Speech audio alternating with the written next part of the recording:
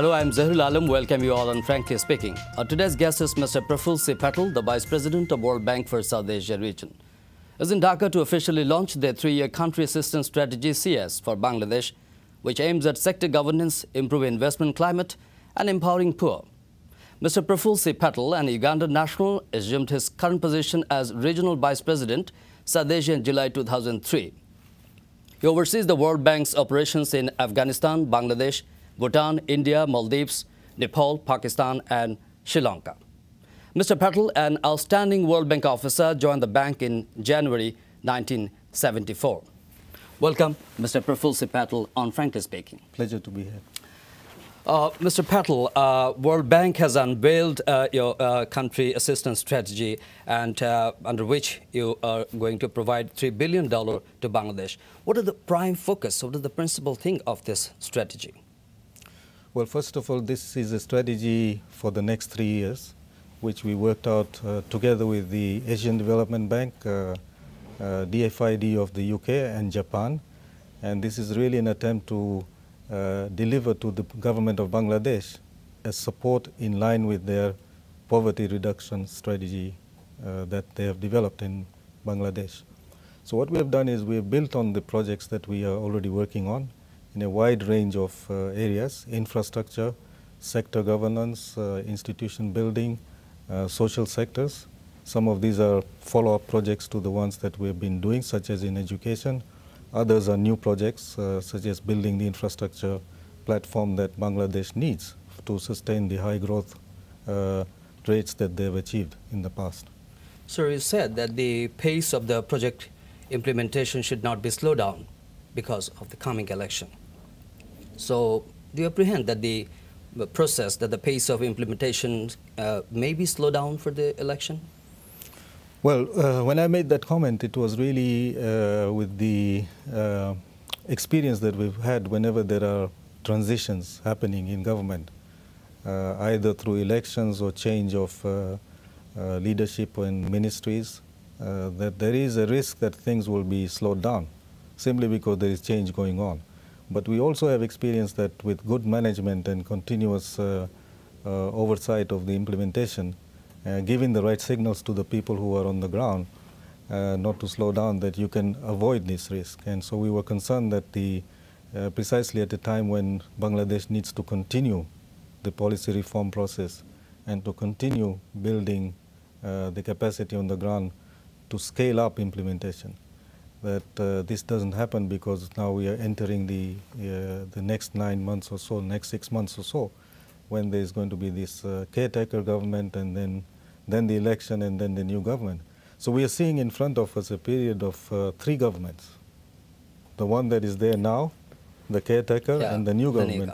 And we wanted to make sure that implementation and the reform program continues. So one of the main areas is infrastructure development. Right. And the other areas is? Well, in infrastructure itself, let me just say that is absolutely critical, because the binding constraint to high growth rates and poverty reduction in Bangladesh will be infrastructure. And within infrastructure, one can look at just the power sector to understand what it's going to take. And in my meetings with the government, I have mentioned that if Bangladesh can demonstrate that they can really resolve the issues facing the power sector, issues of corruption in the power sector, which has been holding up procurement of new power plants. If they can demonstrate in a very fast way that they can resolve these issues, then it will be a signal that in other sectors in the infrastructure they can do the same thing. Do you think that the power sector performance is very dismal? Can it cope with the situation, the current demand, because people are suffering a lot with this? Well, I must tell you, the power situation in this country is very, very, very worrisome. It's probably amongst the worst that I've seen, because there are shortages here. There is no real clear game plan to meet the power shortages that are now going to happen. There isn't the kind of activity or the progress on the ground to really meet the needs of the country as the economy keeps growing. And this is precisely why every visit that I've made here We have put the power sector as a priority sector on which we believe the government needs to act on, and we have offered to support. You called on our Prime Minister. You hold discussions with the Finance Minister and other government officials too. What are the matters you discussed? Do you think that the economy is in right track, is in right direction? In this particular visit, we focused on, as always, the issue of corruption. I expressed our sort of disappointment at the Anti-Corruption Commission, which basically is just not working in our view, and it was brought in precisely to start rooting out corruption, and it's not working. We expressed our concern about the continuing corruption, both in reality as well as in perception, and both of these matter. And I don't think that Bangladesh wants to be at the bottom of the list of any indicator on corruption that the world has at the global level, whether it is perception or reality. We need to address it. So we talked about corruption. We also talked about some policies, reforms that need to be carried out. And here I want to clarify that this wasn't the World Bank going to the Prime Minister stating conditions. It was really the World Bank having a conversation with the Prime Minister about policies, decisions that the government itself has on the table and which we believe are very important. To give you some idea, there is the issue of the energy policy in terms of pricing, where almost everybody that I talked to, the Prime Minister, the Minister of Finance, the private sector, academia, we have already in the short visit, I've met these groups. We also talked about the Rupali Bank, where we complimented the government for having brought the privatization of that to a final stage.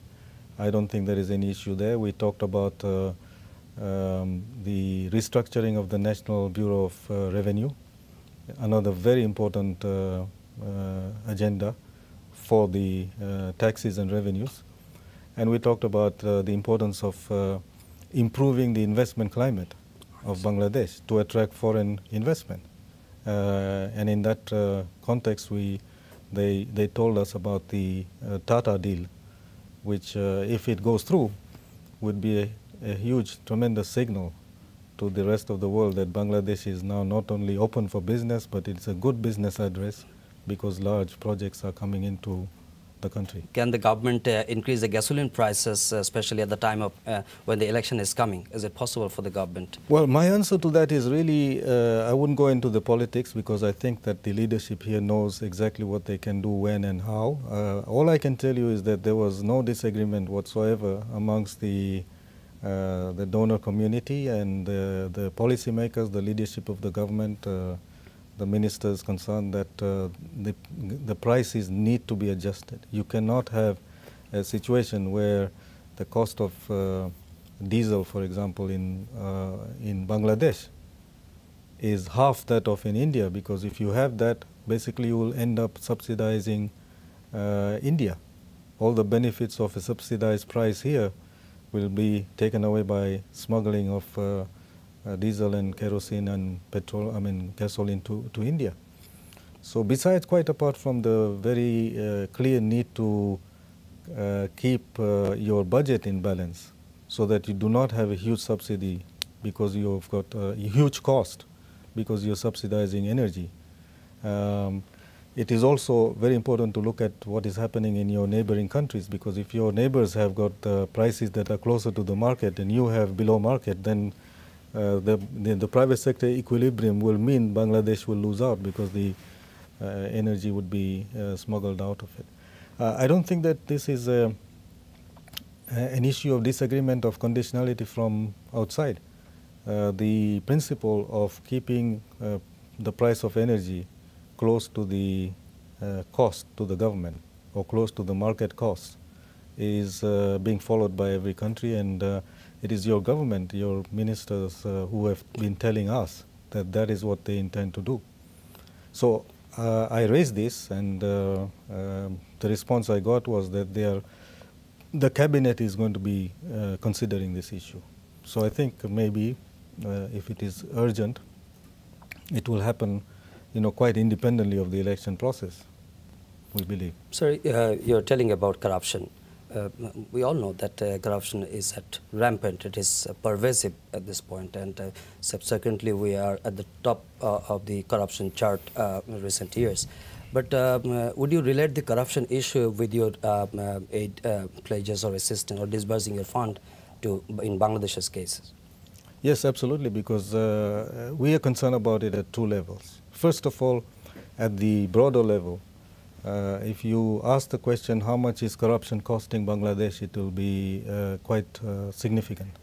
In fact, we believe that it would be quite a significant percentage point, 1, 2, or 3% of GDP, even if you really have all the data. So at the broader level, corruption is costing the country a percentage of its GDP growth rate because of the leakage of resources through corruption. At our own level of the support that we are giving, of course, we are fully committed to assuring the shareholders of the bank, the World Bank, that the $3 billion that we will provide over the next 3 years actually end up where they are intended to be ending up, benefiting the poor. And we have committed to taking this much more seriously and pursuing corruption much more systematically and aggressively in respect of our own funded projects. And it will begin by making sure that each of our projects has built into it every possible way of addressing this issue. In other words, helping the government departments with the institutional capacity to track and spot and take action on corruption, all the way to talking with other donor partners and working in a coordinated manner to attack the corruption issue much more aggressively than we have done in the past. Sir, you were saying that the governance is at the heart of your country assistance strategy.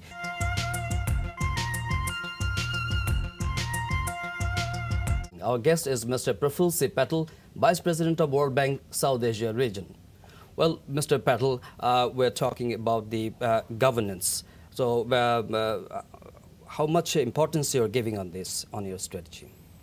I mean, Bangladesh has got a country that has democracy. It has had elections that have been fairly well managed, and yet you don't have a parliament that has been functioning because MPs refuse, whether it is this party or the other party.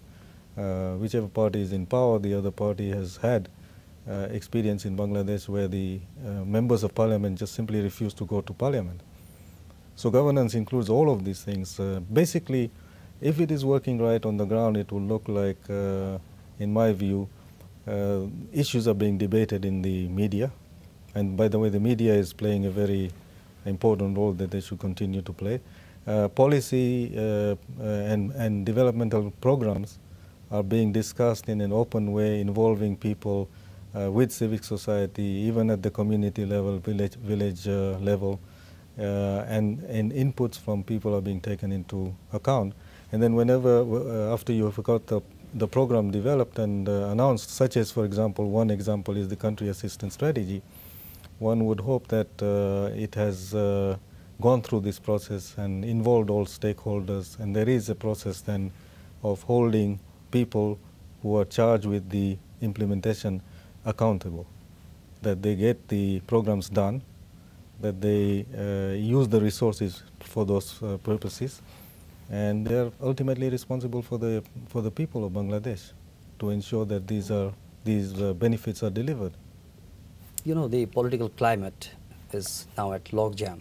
A standoff is there, deadlock, virtually no discussions, no sitting together. So the election is coming. So does it reflect that the considerable concern may intensify looking at the coming election?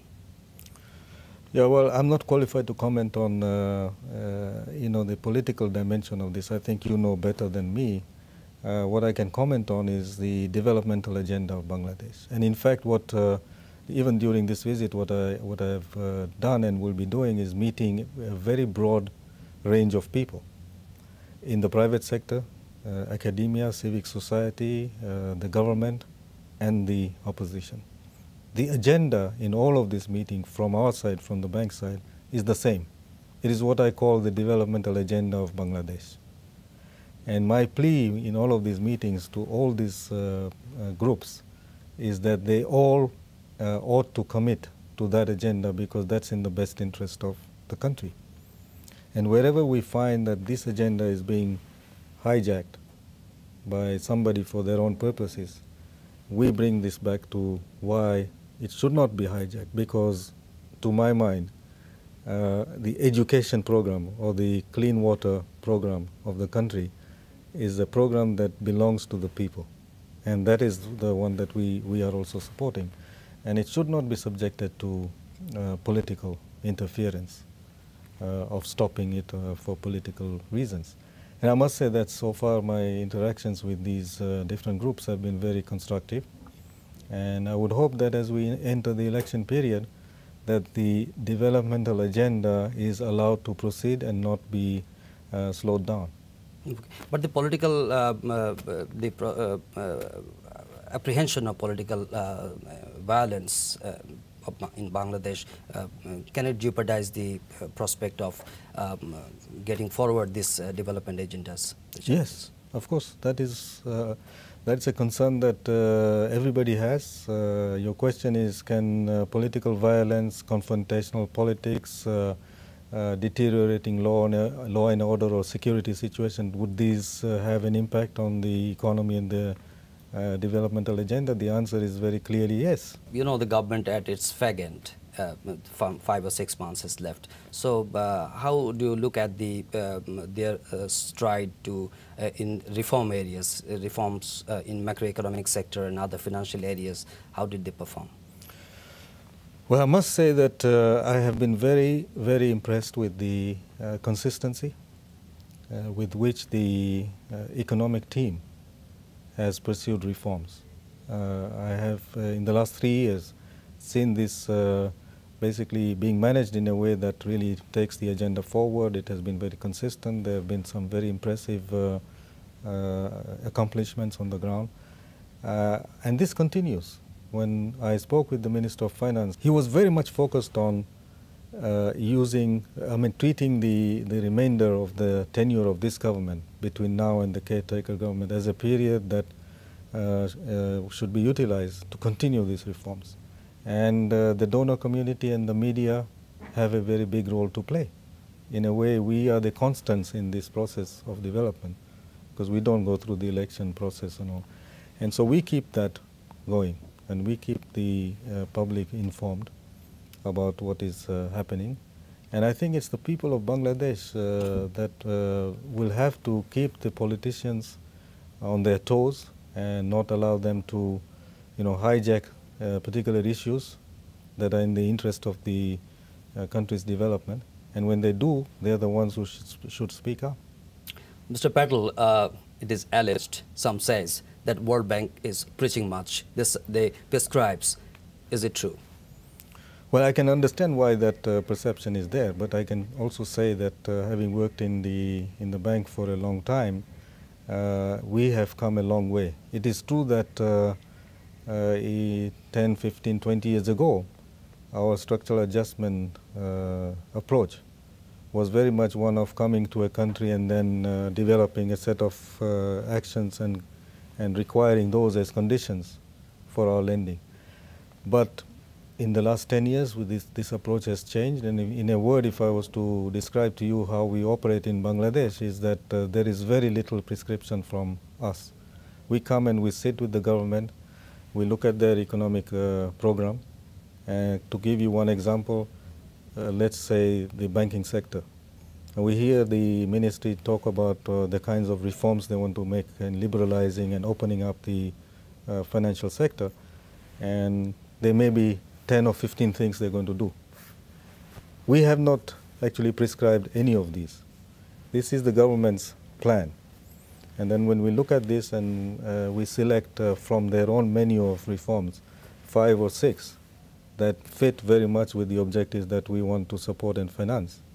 Because we are also answerable to our board of directors. So I have to go to my board of directors and say, for these $100 million that we are going to provide to Bangladesh, we have ensured, or we have been committed, the government has committed to deliver these 5 or 6 reforms.